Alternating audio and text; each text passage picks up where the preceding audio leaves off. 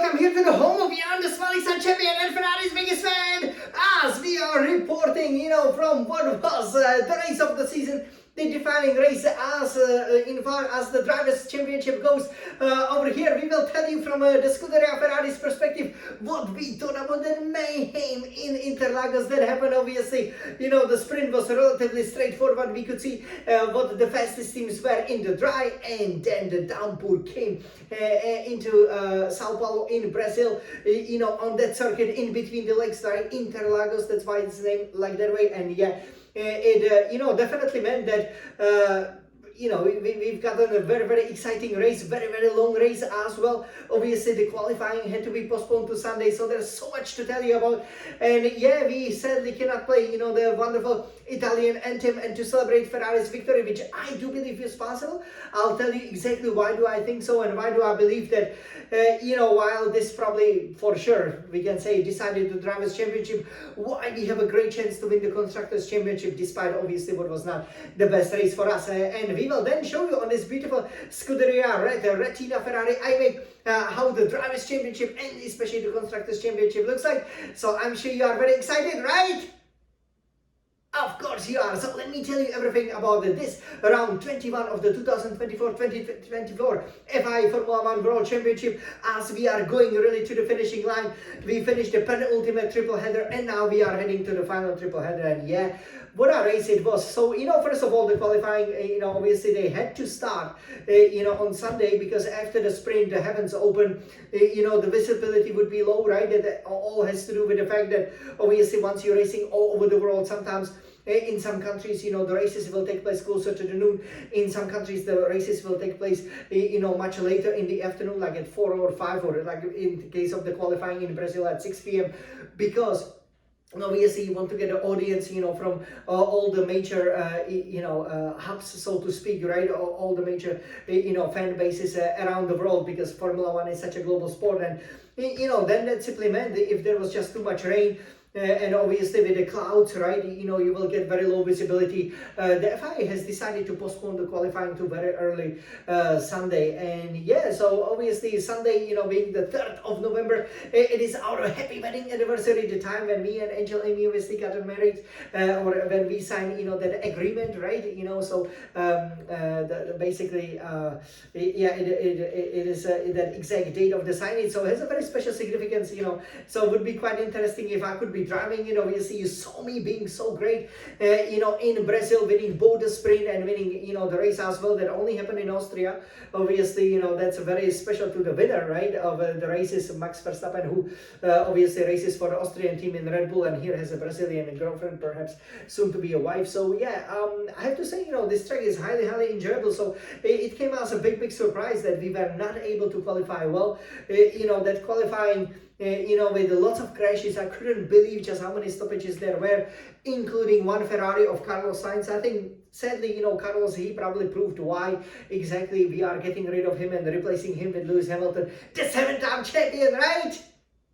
Because he simply cannot have races like this, when he makes a mistake, then you start from the pit lane. What do you expect, right? That will happen. But at least with the new components, that bodes really well for, the Las Vegas, where obviously we will have even higher top speeds than in Monza.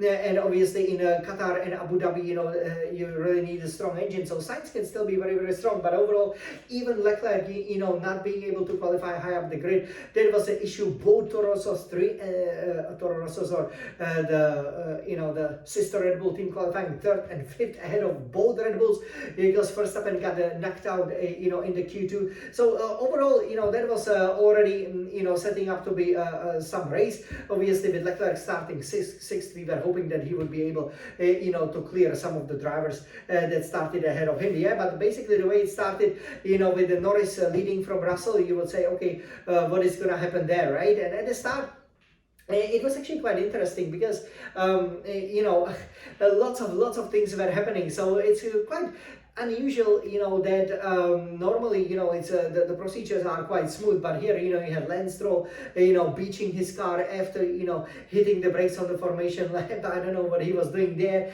Then Norris incorrectly, going around for when the start was aborted, because obviously Stroll would be there in the dangerous pad at the end of the turn 4. So lots of things, were happening. So it was just, you really had to be prepared for a long afternoon. Very challenging race, especially mentally, to stay focused for the drivers. But yeah, it proved, right from the beginning. You could see Norris once again lost the pole position, such a short rundown, and he was not able to cover the inside from Russell, who immediately overtook him. And that was pretty much, the story of the afternoon, because basically you had Russell, Norris, following each other closely, but then you couldn't get any overtake done, right? And you could also already see, with Charles obviously trying to make up the places, but being stuck in traffic, right? Then having the Toro Rossos, doing a good job. Verstappen made up quite a lot of places, but once again, once he got behind Charles, he was basically stuck there as well. So that really showed. Sometimes, we, underappreciate the DRS, because, it's very important when you can open that rear wing when you behind the car 1 second, within 1 second, you then really have enough of a top speed to overtake, because that was absolutely critical. Obviously, in wet conditions, you cannot open up that rear wing to have the DRS system activated, and as a result, you could see that there were basically, hardly any overtakes of note. So, you had a 70 lap race, which became 69 lap race, because we had two, starts, and I believe, there are a lot of questionable decisions, that took place around lap 30 when the bigger downpour came, right? So the race was already pushed forward, I believe 90 minutes, in order to avoid, some of the, terrible weather, which obviously plugged the qualifying, so that we would get the whole race to go over 2 hours, right? So obviously it was a long race, but you could see at the time, we have the extreme wets, right? And, some of the drivers, they changed to the extreme wets, and obviously were faster than the guys on the intermediates. But, the safety car came out when some of the drivers, like Charles Leclerc, stopped for the tires, because at the time, you go to about lap 30, the pit window will open, right? So normally, unlike with the dry tires, when you have an intermediate tire, you can switch to another intermediate, or wet switch to another wet. So when you do that, right, you stop right, in the middle of the race. That's the ideal, time to stop. It would be the same if you had soft, medium, hard, right? That will simply be the ideal time. So Leclerc probably tried to do, the undercut as Ferrari did, but then he simply got stuck in traffic. So that was a big issue, right? Because I could see that even with the new Inters, he wasn't able to make any progress, right? So I believe that the right decision, and in order to win the race, right, because we are focusing on how we could win the race, it would simply be, wait for the red flag, which is what, for example, the Alpines and the Red Bulls of Verstappen did. And I was surprised that the safety car came out just because there was too much water. I mean, what are the extreme wets for, right? So that was a wrong decision. That clearly, influenced the race a lot, especially because, when you're running behind the safety car, obviously you will be running much slower. And as a result, Colapinto, right, the kind of the new star, especially of the Latin America, right, with some of the decent performances, the only Williams running, because obviously Albon had that crash in qualifying, they were unable to repair his car. He also had a big crash, as he was approaching that final straight. And yeah, that was then the red flag. And the red flag, that's quite serious. Obviously, we had a couple of them as well in our seasons, because that basically means that the order stays the same. Everybody can repair the cars, but crucially, everybody can change the tires. And all of a sudden, you had Alpine 1 and 3, Verstappen 2nd, right? They were all just waiting for that red flag. And it comes as a no surprise that that's how the podium was decided. So yeah, that safety car was very questionable. So I do believe that we should have just simply played along. I know there is a bit more water, but you just go slowly. Hey, listen, other cars are struggling, right? And if they are all on Inters, then you don't need to worry about that the guy on the wets is going to overtake you, because they, I believe, would be 2, 3, even maybe up to 5 seconds a lap faster. But, why not have them race in these conditions? Because it's not really that terrible, especially, me, myself, I've done the race in the extreme wets on the intermediates, for example, just a week before.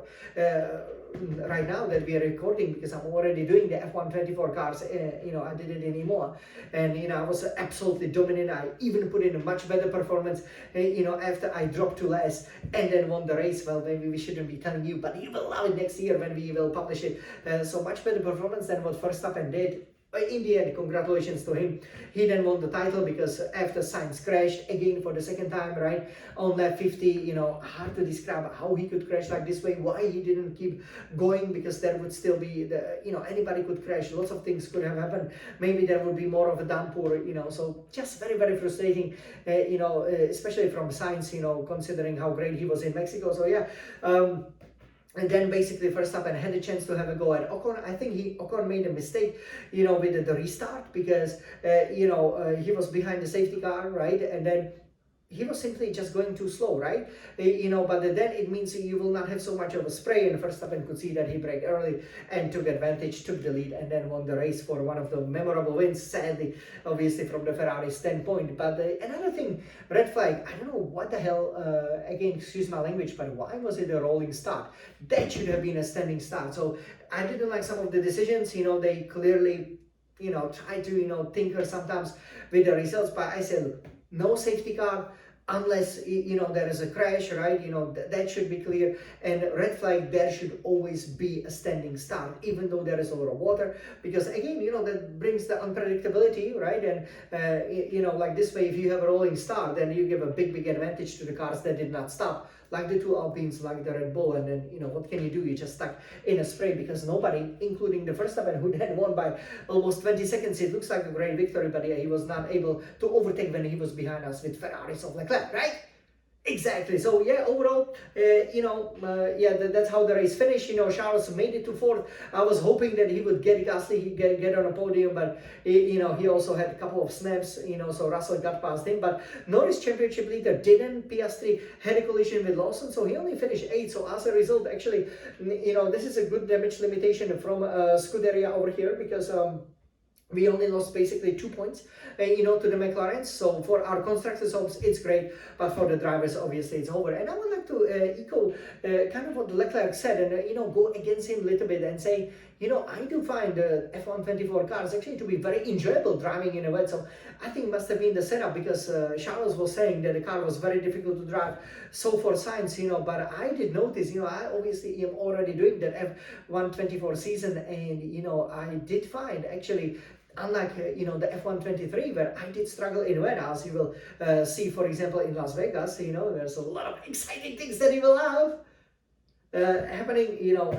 The F1 24 cars, you can really, enjoy driving in the wets, whether it's on the intermediates or even on the extreme wet. So hard to say, probably it's just a setup or, different driving style. Obviously, you have to adapt your driving style quite a lot, but yeah, this is what happened. So terrible drivers championship pretty much decided. Verstappen will be 4-time champion, equaling that feat of Sebastian Vettel, and just like Vettel in 2010, 11, 12, 13 won the Ford Drivers Championship with Red Bull. Verstappen will win in 2021, 22, 23, 24, and I'm sure in 25 we will stop him in style, because I think this will be his last victory for a while. So let's take a look at this beautiful, and let's appreciate the Scuderia Retina iMac, because that's a piece of art, isn't it? And it will show us with this beautiful 4K resolution how the race finished and how the drivers and constructors are looking up. So over here, so let's take a look. So you can see, obviously, here Verstappen winning the race from the Alpines, Ocon, Gasly.